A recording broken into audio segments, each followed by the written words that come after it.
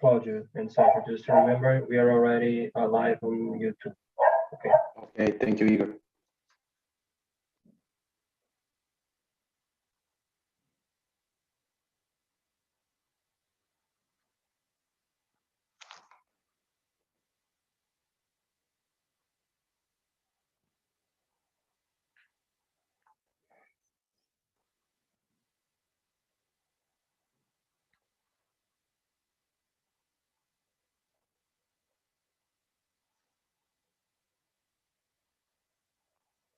So I believe that we can start. Good afternoon, all. My name is Claudio Tejerina. I'm the young professional chairperson of the Society of Petroleum Society of Petroleum Engineer Portugal. On behalf of the SP Portugal, I would like to welcome you all to our first event on the Energy Transition Series. The Energy Transition Series will be a set of events throughout the year where we are going to discuss the hot topic that is the energy transition. So we'll have subjects such as wind, solar, energy storage, CCUS, and today we will have hydrogen. Besides energy transition, we will also host the oil and gas series, of course, focusing on the technical part of the oil and gas sector. We will have a digitalization series, and finally, a soft skill series. But enough with advertising. Today, we will talk about hydrogen potential. We have here a brilliant speaker that is Sergio Machado. Sergio Machado works at Galp, and I also work at Galp, and we have several meetings. And what I can tell about Sergio Machado is that he's an amazing person, a brilliant professional, and for me, it's an honor to introduce Sergio Machado. Sergio has over 20 years of experience in the energy and mobility sector. Sergio holds a degree in economics by the Nova School of Business and Economics. He started his career as a strategy project manager at Galp, and since then he held several roles in a variety of areas in Galp, such as renewables, gas and power, innovation, and he has also served as advisor of the Secretary of State for Transports and Communication in Portugal. And currently, Sergio is our project manager officer for hydrogen and Galp. And besides that, he also has a second role that is to be the global development, the global business development director of Galp. So with no further ado, please, Sergio, the floor is yours. Hello, Claudio. Hello, everybody. Thank you for the introduction. So, first of all, the spoiler. I need to make the spoiler, right? So you realize that you've invited an economist for a speech for a group of engineers. So I promise I will not pretend that I know the engineering, and that is not what I have to share with you. But I would like to share my view, a broader view on the potential of hydrogen and what it can bring us. So let me start by sharing the screen, which should be nice. The presentation, just a second.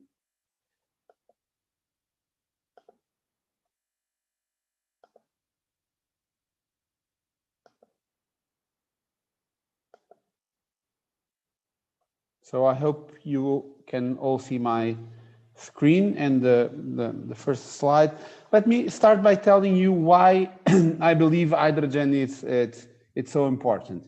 It is because that if we are committed to energy transition, if we really want to limit climate change, then we will need hydrogen. And hydrogen will not be enough. We will need more efficiency, energy efficiency. We will need renewables. We will need more electricity, and we will need carbon capture and storage. But we also need hydrogen as another clean energy carrier on this effort.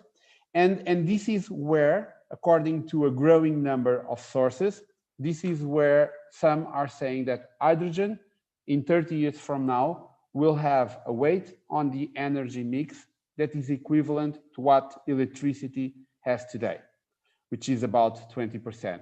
And that I think is very important that we look into that. So let me just give you a brief, a bit of context here with the call for action regarding climate change. So here we've seen these in many ways. I usually use this very simplified one. So since industrial revolution, our cumulative emissions are to 2,200 gigatons of CO2 equivalent, and what the consensus tends to point is that if we want to limit global warming to 1.5 or even 2 degrees, we need to limit future emissions to another about 600 or 1,500 gigatons of CO2 equivalent emissions. And we are emitting on a rate of about 50 gigatons per year. So if we want to do something, if we want to stay on these limits, we need to do something now. And so what is that? What is the challenge of energy transition? In a very simple way, we have to act on 4 major pillars. We have to increase energy efficiency. We need to put more renewable energy into the system. We need a clean energy carriers, and we need carbon capture and storage, use and storage. And it is here as a clean energy carrier that we will use hydrogen. Mostly we will use hydrogen. And this is not to replace electricity. Electricity and the electrification trend, it's quite important. It's to complement electricity. So this is where growing number of sources are pointing on their scenarios. By 2050, that hydrogen could be between 18 and 24% of the energy use. And these are not the most optimistic scenarios regarding hydrogen. So how can we use hydrogen, and what is the role of energy hydrogen in our economy? So first of all, it is a way, an enabler for us to integrate more renewable energy.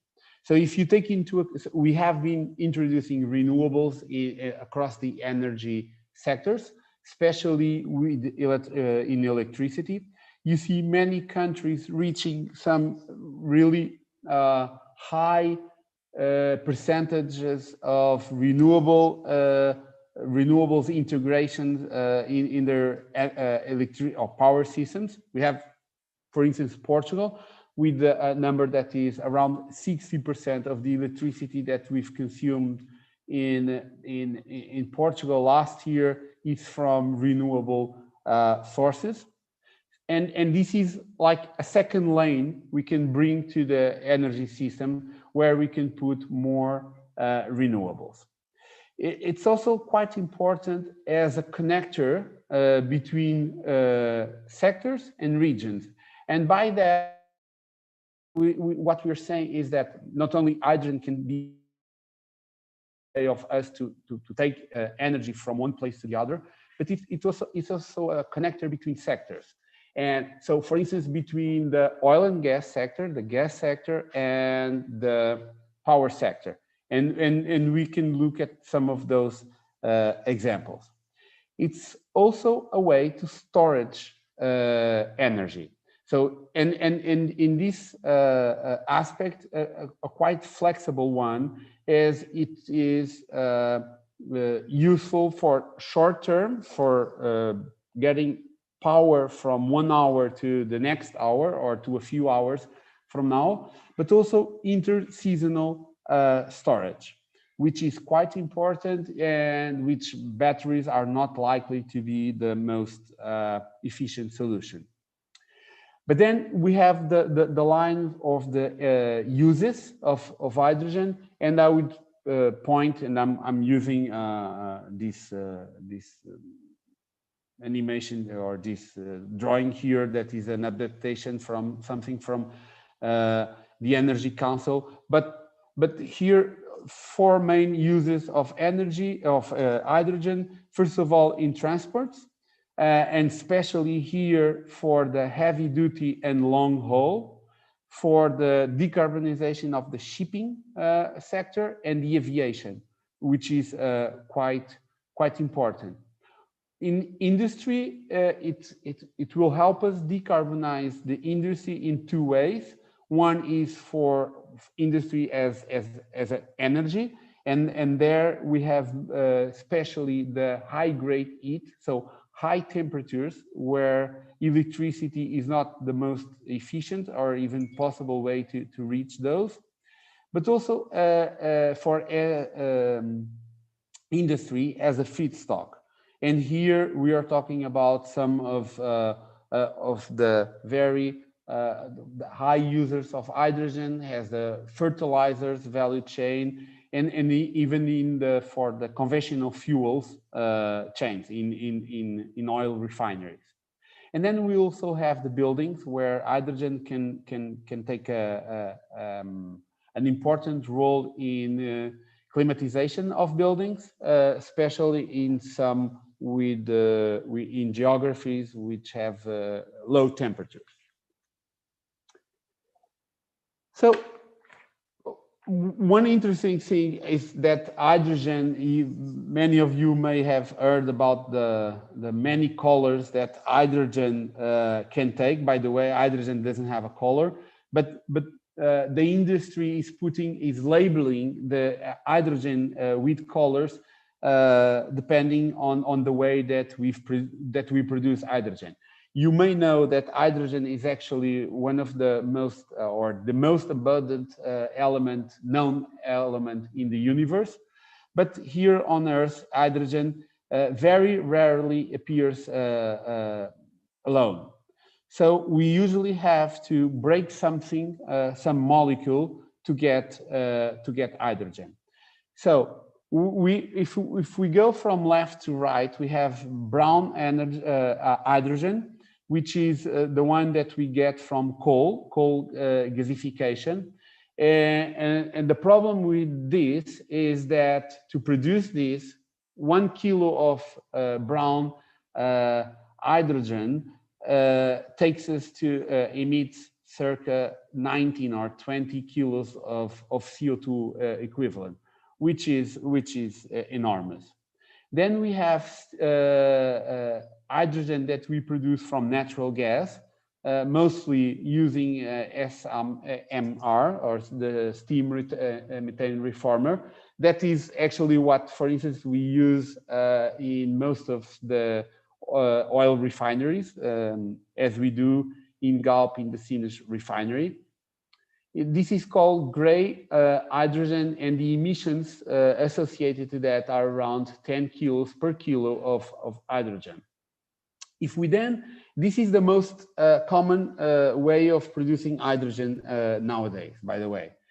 If we then would associate with this carbon capture and storage, we could reduce significantly the emissions of CO2 to the atmosphere. Depending on how much we would want to capture, we could reduce the emissions to about 1 or 4 kilos per kilo of hydrogen.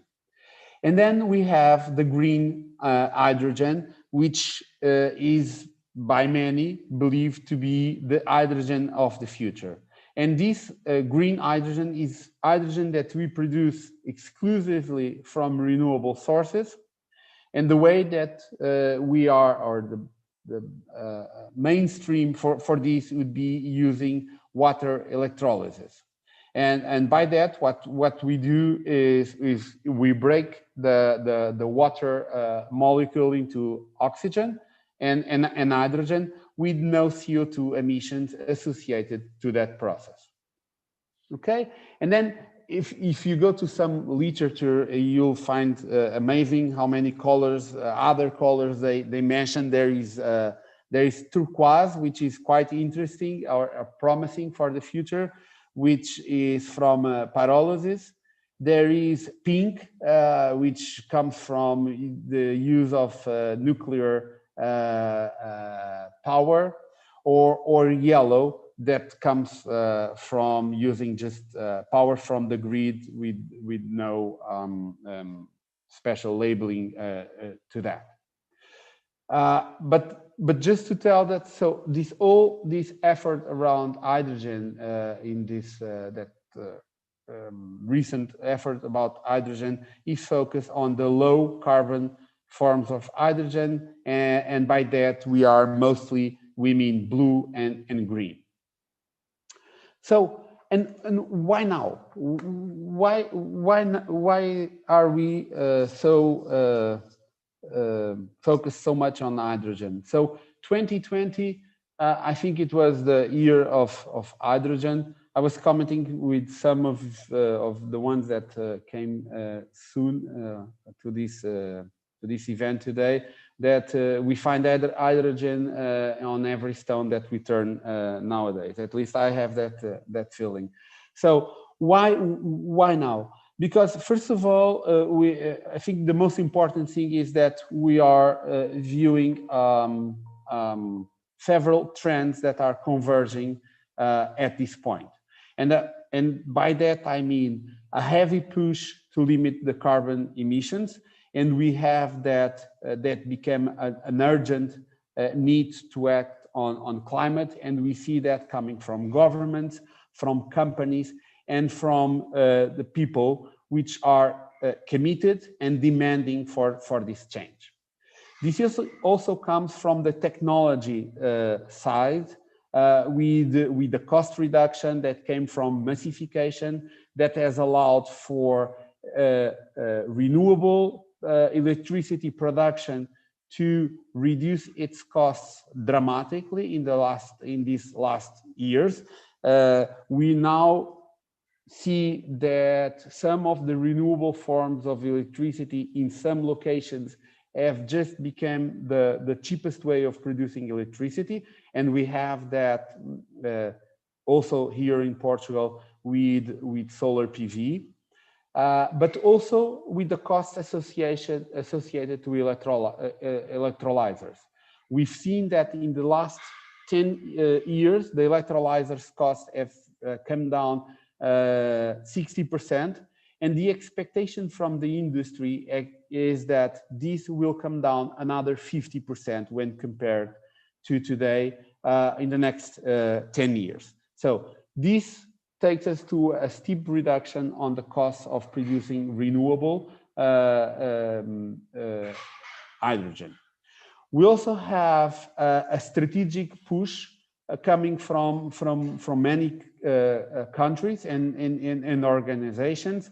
We've seen that since 2 years from now, many companies and countries after countries presenting their national strategies for hydrogen. I believe that the first one was Japan, and we all understand why. And then it was Australia, and then it came to Europe, with Portugal being one of the countries that had a more pro-hydrogen national strategy. And then we during the summer, we also had the European Union presenting its strategy for hydrogen, which really sets some challenging or some high targets for hydrogen, but also mechanisms to support that. And then what we have seen is it's also a strong interest from the industry. And you can see that with the companies from the energy sector, coming from the oil and gas side or from the power side, but also from many other companies from many sectors that have realized that hydrogen is going to be key on the future of energy, and don't want to miss this opportunity for an early entry into this. And this goes up until the financing, the financiers. So going to the next slide. Okay, so let me just a brief word on saying how committed Galp is with the energy transition and with clean energy and efficiency. Very briefly, to many of you know, I've seen many names of Galp when we were starting this event today. But Galp is taking a big bet on renewable energy. It is currently one of the largest solar PV producers in Iberia, which is seen by many as a top location for this. We have more than 0.9 gigawatts of solar PV in operation. And mostly what we have, it's a large pipeline of projects and a high target regarding these. We are also pioneering in things like decentralized, not only with the bet that we're doing that, but also with the application of some interesting techniques to evaluate the most interesting places for this. Also with mobility, with a strong bet on electric mobility, we are currently one of the largest networks of charging points for electric mobility, but also offering some groundbreaking fleet decarbonization solutions with companies in Galp and the companies that we own like Flow. And also with low carbon fuels that will also be extremely important in this energy transition, especially in these coming decades. So it is quite normal that Galp is with this mindset has decided to also to participate in one of the largest European green hydrogen projects that is being put in place, which is the H2Sines project. It is a large scale green hydrogen project. So it is meant to have or to reach at least 1 gigawatt of electrolyzer capacity by 2030. This is going to be produced with dedicated renewable resources, mostly PV, but also complementing this with wind and others. And it leverages a lot on the availability of these renewable energy sources and its cost competitiveness, but also by the fact that it can have from day one can have as off-takers two large off-takers. That would be the Sines refinery that would be using green hydrogen to decarbonize its own processes, but also the natural gas grid, which has an important to blend hydrogen, green hydrogen with natural gas. We know that Sines is an important point on the natural gas grid where we have the regasification terminal of LNG, but also to take advantage of the whole infrastructure around Sines. I would mention the deep water seaport, railway, power connection. So Sines ticks a lot of boxes, and I can tell you, I have been deeply involved in this project. It is a project that is seen abroad for being a quite innovative one. We are exploring very innovative ways of energy management, and in one of the most promising and large scale green hydrogen projects in Europe. What is the challenge that we have when we are putting together this hydrogen and green hydrogen projects? So this is one of the ways that we look at this. This is breaking the chicken and egg question. So we know and we believe that the technology will deliver, the cost curve will deliver, and we will continue to see reduction in renewable electricity costs, as well as electrolyzer costs, but for that we need to build them. And we need to build more and more so that we can go on that cost reduction curve.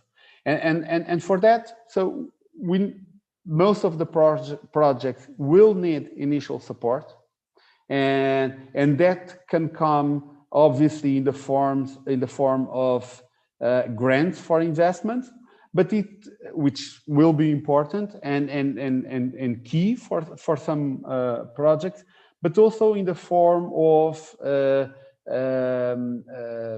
regulation that can favor these kind of projects. For instance, let me give you an example: power grid tariff exemption would be important, so that the dedicated renewable production doesn't have to be exactly on the vicinity of the electrolyzer, and we could not putting too much pressure on the land around large-scale electrolyzers.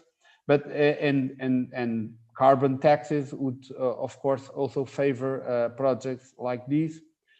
Then we have a second pillar that needs to be worked, which is project optimization. It is quite important that each of these projects, especially the first ones where the level of competitiveness of green hydrogen or low carbon hydrogen is not there yet with gray hydrogen, for instance.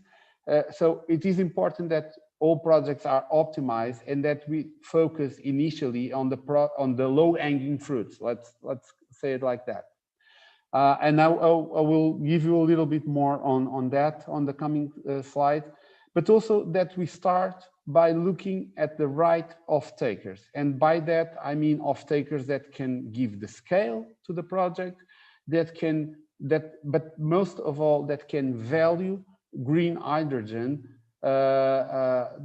with a premium to gray or high carbon intensity hydrogen. And so we need those off-takers. We need to look at which value chains can value these. If it's not the product that comes out with, if not the hydrogen itself, it's the product where we incorporate hydrogen or the broader value chain. And there are some very good examples of that happening right now in Europe. I like a lot a project in Sweden, which is producing green steel using green hydrogen with the innovative steel producing technique, which is uses direct reduction of iron with hydrogen.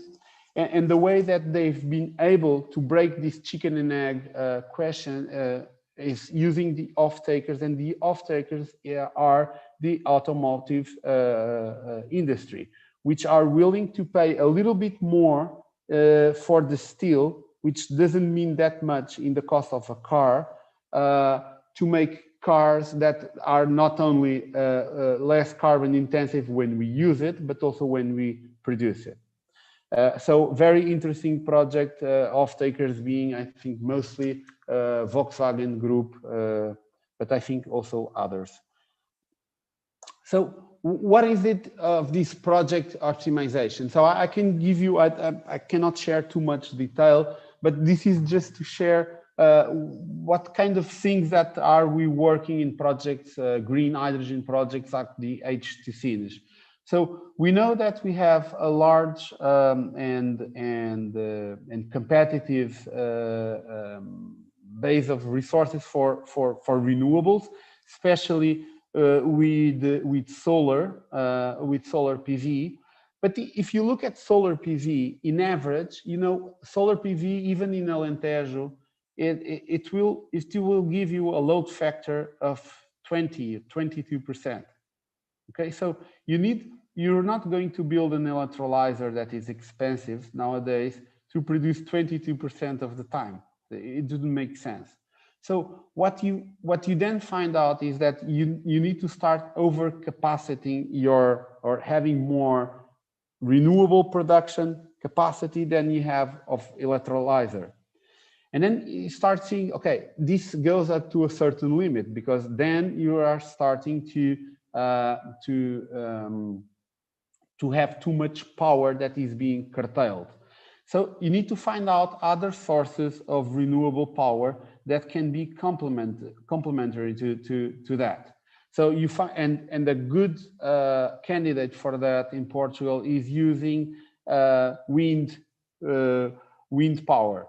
And then, because then, you know, the sun, it's during the daytime, let's see it like that, and it's also more abundant during summer than winter. With the wind, what we have in Portugal, it's more random over the day, but even though it is slightly more present during the night, especially, and more present during the winter. So both are very complementary. Then we know that in many countries, we also have hydropower, run of river, and with dams. So that means that it is dispatchable. And also, you have to make the correct mixture between what you can produce to yourself. So the direct sourcing or supply that you make for yourself, and how much you will complement with power purchase agreements that you get from the grid.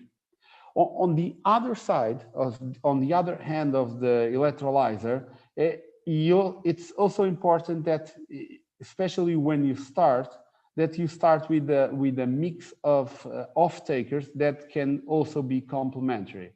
So even after mixing all these forms of renewable electricity, you'll find out that you may have some variability, on the way that you produce your hydrogen, and you have to find out the combination of off-takers that can couple better with this volatility that you have with your supply of hydrogen.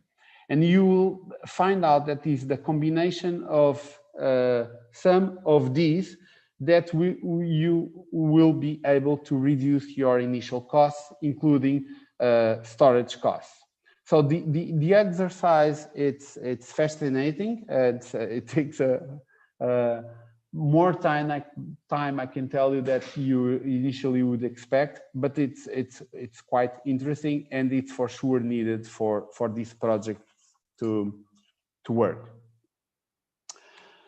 Coming closer to the end, I'm using here a slide that I use in other events like this, and just to tell you that in many of the events where I have been participating, I'm seeing on the audience people and workers and coming from many of these companies which using their logos here, and you see many companies here from the oil and gas industry, especially from the upstream.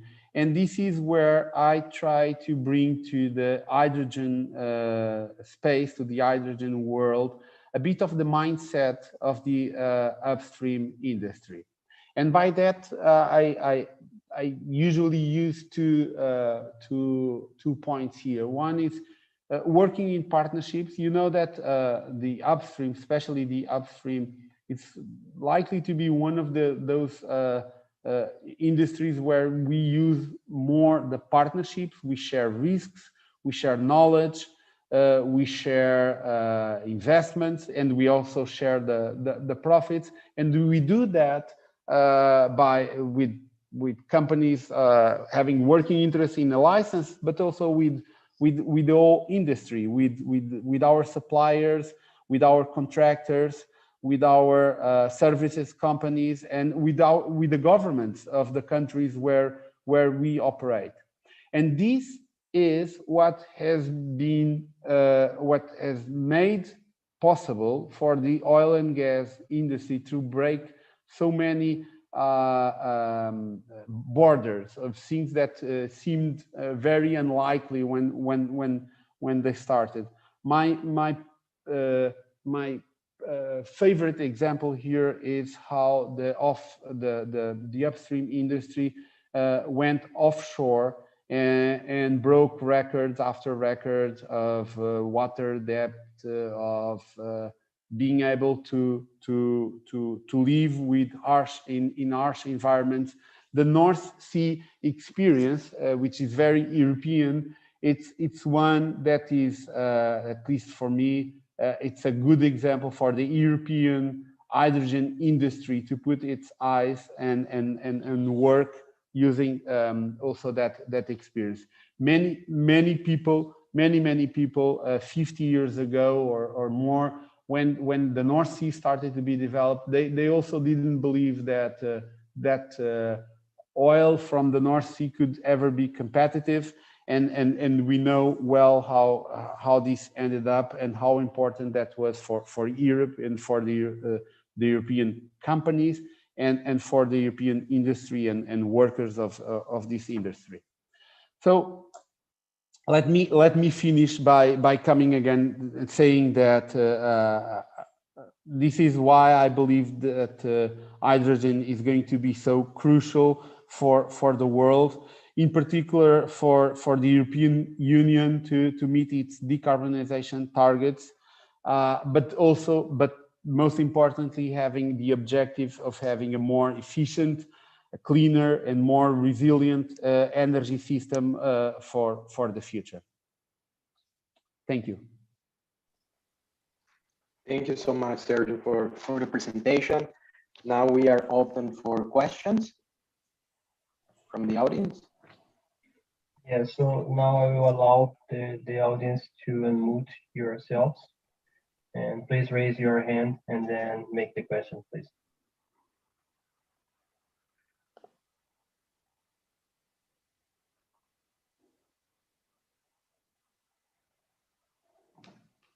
I can start then with the first question to give more time to the audience. So Sergio, what do you think that is the main bottleneck of hydrogen? Is it the transport? Is it the storage? Is it the sources? If we need to put more effort, let's say, what are your thoughts about that? Mm-hmm. I think that the biggest constraint that we have now is that we need to, it's cost competitiveness. Okay, so yes, for sure, the transport it's an issue. So and because of that, maybe we should start. And now I'm always saying this: let's start with the low-hanging fruit. So let's start by decarbonizing and producing hydrogen close to our consumption points. So let me use the green, the H2 Sines project. We are there to produce hydrogen, green hydrogen, right next to the largest hydrogen consumer in Portugal and one of the largest in Iberia, which is the Sines refinery. Okay, so of course, let's not make this too difficult to start with and having to transport hydrogen in a liquid form or whatever for 5,000 kilometers or more. I think that our biggest challenge is being competitive with the alternative. So if you look at a refinery like most of the refineries in Europe, they are producing their own hydrogen from the steam reformer, and the cost of that hydrogen is today, it should be around $1.5 per kilo or something like that. So we need to find a way to produce green hydrogen that is compatible with that. We will not be able to produce at that cost, but maybe if we then consider if we give the right incentives to the use of that hydrogen, we can pay a premium for green hydrogen and at the same time increase the value pool for the refinery. So I think that is the main challenge, is using the right value chains. Okay, thank you, Sergio. Another question?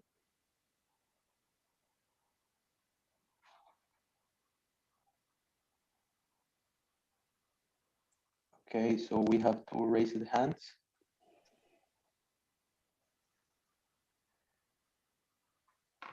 Shelton, please.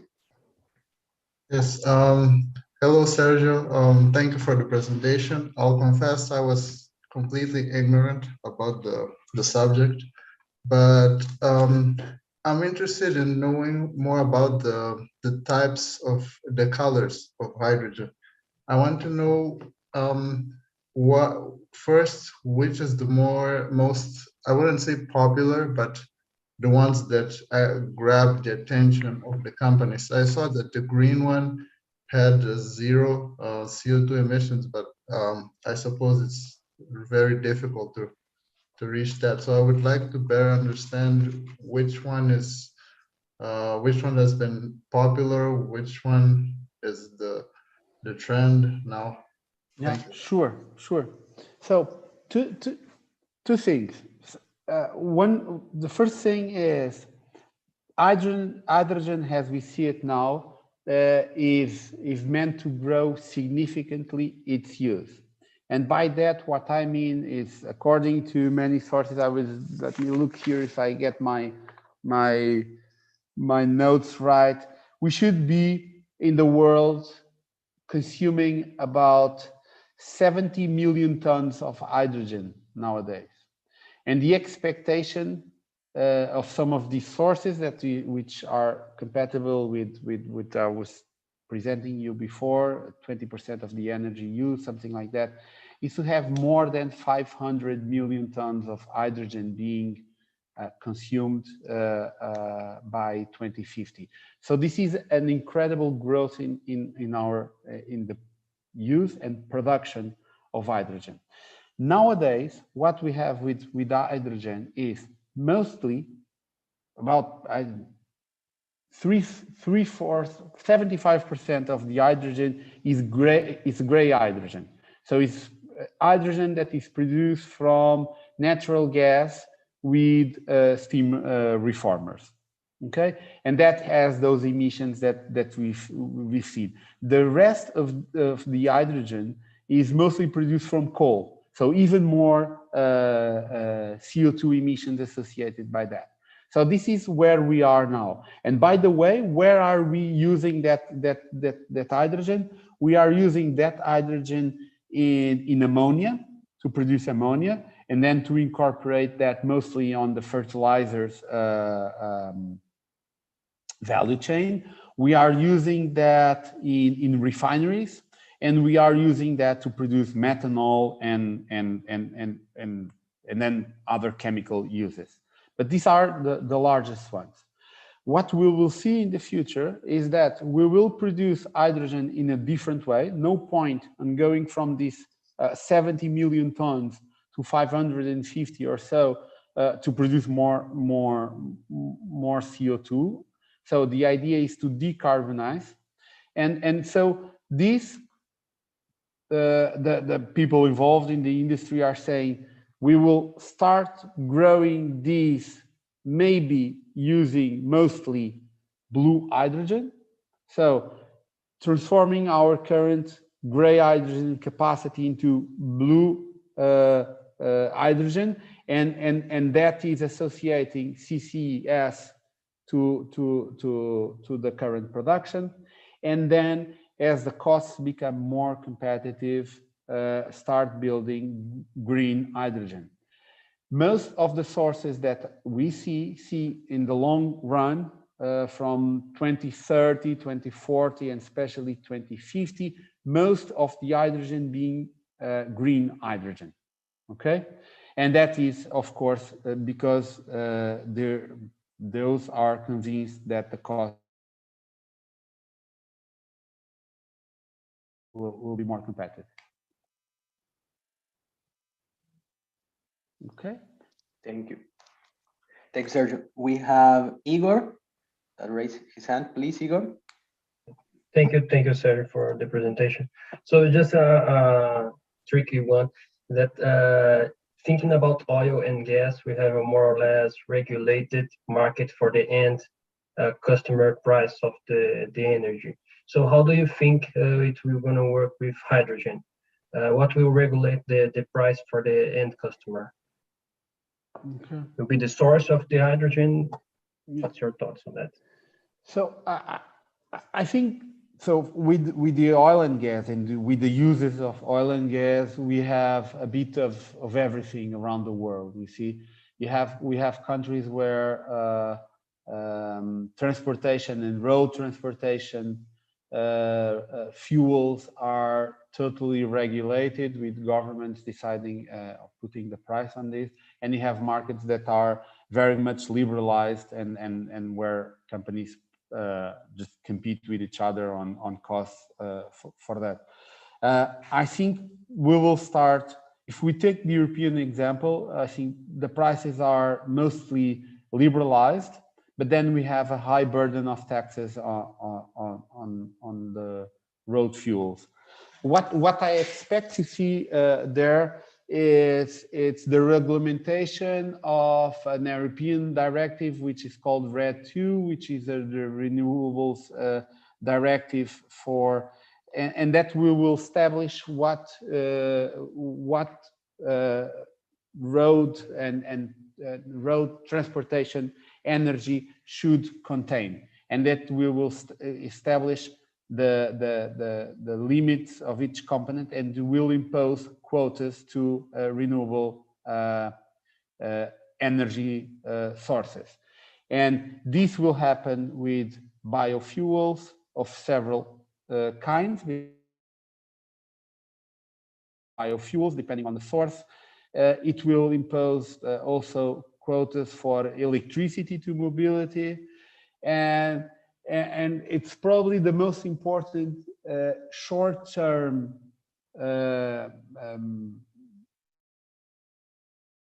of green and low carbon hydrogen in Europe is that directive is when it's translated to national law in each of the European countries, incentivizes the use of hydrogen. So hydrogen is it's there, is in a directive, but then each of these forms of renewable energy has its own multiplier. And if the European countries want to kickstart hydrogen, they can act on that. And with that, very easily, green hydrogen will become competitive in many countries like Portugal, and that is how you start bringing hydrogen to mobility, even to our cars. So I think that the easiest way to bring hydrogen to a light vehicle is not having a fuel cell vehicle, like but there's just a few of those. Not making any publicity to OEMs today, but so that's not the easiest way. The easiest way is starting to incorporate hydrogen, green hydrogen, into conventional fuels, and with that, I'm sure we can put a lot more hydrogen than if we were addressing having pure direct hydrogen in light mobility. And we can have that with also with heavier mobility. We can have that with aviation. Aviation is also a very interesting one. We need to decarbonize aviation. That is quite important. I think that aviation is about 12% of transportation emissions today. And so we need to act on that. And hydrogen, it's seen by most as the most likely solution to the problem. And hydrogen can take, at least that I can see now, the 3 ways of using hydrogen to decarbonize the aviation. It's by using hydrogen to produce sustainable aviation fuels. So it's not changing the planes it's just changing the way we produce the aviation fuel, and to do that we can do that with biofuels and advanced your e-fuels, and for that we will need a lot of hydrogen. Obviously, we have to have green or blue hydrogen to make sense otherwise. And then we will also have, with time, we will also have direct use of hydrogen in airplanes. That could be using hydrogen in turbines, direct uses burning in the turbines, or using or having fuel cell planes. And the answer, many people is saying, is in the future we'll having for different kinds of air transportation, different kinds of planes, and using one of these solutions in each of those. Okay, thank you so much. Thank you. Thanks, Sergio. We have a question from the chat from Claudia Paiva Silva. I'm going to read it. Hello, Sergio, and good afternoon for the rest of the audience. My question is quite out of the box, but considering Galp is now moving into biofuels as well, where can you englobe hydrogen production from microalgae in this future transition, or you consider it's not economically viable? Okay. I have to be honest, I don't know enough on microalgae to answer to that question. I know that we are working a lot on low carbon fuels, and that we are going to look at the variety of solutions here. And I actually think more than just look at the variety of solutions here. We are actually going to pursue some, but I will leave that to my colleagues on that area to explain. What we are seeing is I would say a large trend on biofuels, advanced biofuels using hydrogen, and then on a later stage using e-fuels, so capturing CO2 and using also produced green or blue, but mostly green hydrogen, and produce advanced fuels. So I'm very much a believer of that. With the microalgae, I'm sorry, I'm the economist, so you knew that when you invited me. Yeah, thank you, Sergio. Do we have another question from the audience? Yes, Claudio. Hi, it's Nicholas here. Nicholas, how are you? Yeah, very well. How are you, Claudio? Hi, Sergio. Hi, thanks for a wonderful presentation. Sergio, one concern that I have with the hydrogen moving forward is, oil and gas companies, we're obviously we're used to high returns, right? And my one concern is, to what extent do you think hydrogen will become a margins business, highly competitive, where it might be quite difficult for us to carve out, or for oil and gas companies to carve out the higher returns that they're used to, and how to differentiate ourselves from the pack, assuming that maybe by 2030, hopefully green hydrogen will be in the money, and then there might be so much supply. How would players such as Galp, how do you think we can really differentiate and carve out more value? Yeah. That's a great question, Nicholas, and you're right. That is a challenge for the oil and gas companies.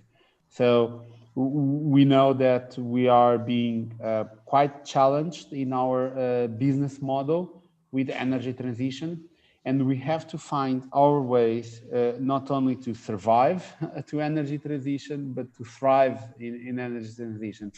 People from Galp, I'm sure you are. You understand quite well what I mean by this. So I actually think that this is one of the best energy transition plays for an oil and gas company. And it's not only because this is a molecule, that all war between the electrons and the molecules, and we are so used to the molecules. Why are we going after the electrons? I actually think that we need to do all. But the point is, you see, if you take the example of the European refiners as Galp, I actually believe that we have one of the best conditions to early adopt green hydrogen or low carbon hydrogen in a very competitive and profit-making way. Okay, and this is not have just fighting the fight of the cost of capital that you see in other plays of the energy transition. I'm not going to name any of those, but in many of those, there are little, how can I say? Actually, there are entry barriers there. When you have very little entry barriers, where the business is not that hard for any company to come, it becomes or not too complex to manage. It becomes a capital cost fight, and that is not the case of including hydrogen and green hydrogen into the refineries, and then using that to transform your refining system into something more towards energy transition with these low carbon fuels that I've been mentioning. So I actually think this is where we can have a play. Again, it is challenging. We are, as you say, used to higher returns than utilities. That usually comes with higher risks.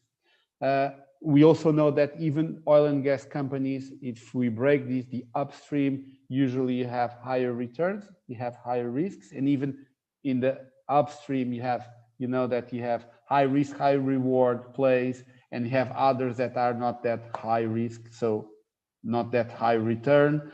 If you go to the rest of downstream to our business, you know that returns are also different.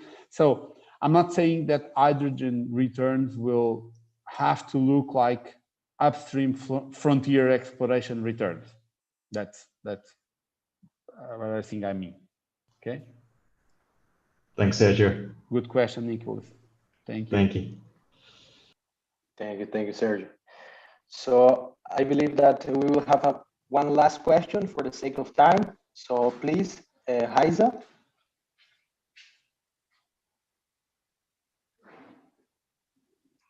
Raiza, you are mute.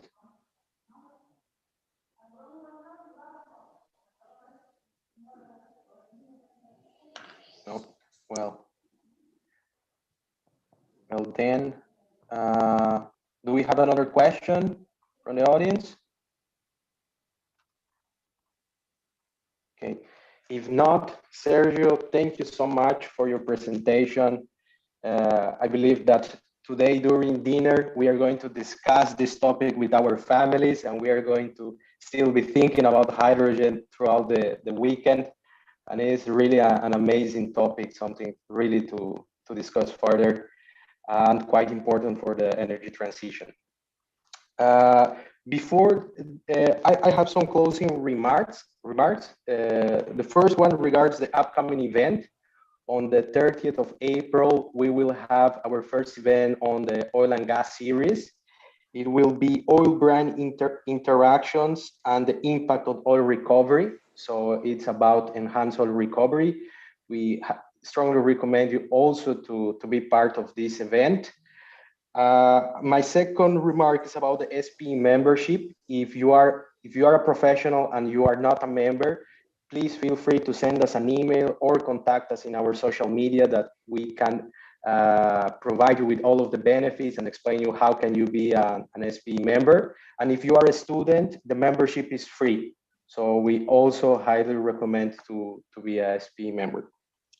Finally, after this presentation and the upcoming days, we will send you a satisfaction survey form.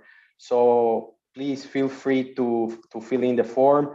It's the space to, for instance, give us ideas for the upcoming events.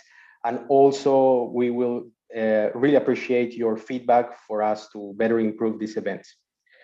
And finally, may you all please turn on your cameras. Natalia is going to take a print screen in order for us to share on the social media. Thank you so much, guys. So Natalia, please tell us before taking the print screen so we can smile. Okay. Smile, everyone. SPE. Let me take another one with.